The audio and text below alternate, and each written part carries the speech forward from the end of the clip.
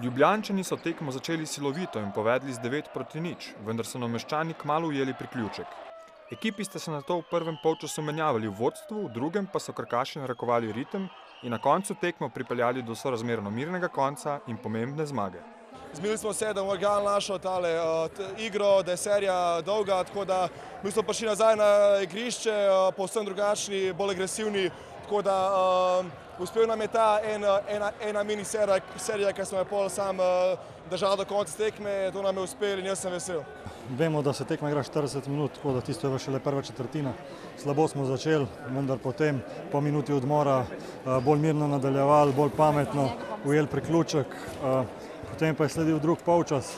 Enakovredno igrali, vendar v zadnji četrtini naredili neko prednost s tisto trojko in pa serijo košov. Naslednja tekma bo že v sredo v Ljubljani.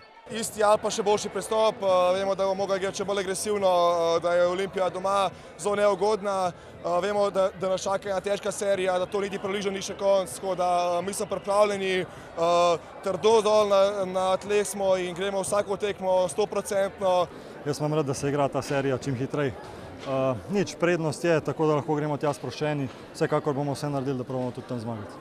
Pri Novomeščanih je kar 7 igralcev doseglo 9 točk ali več.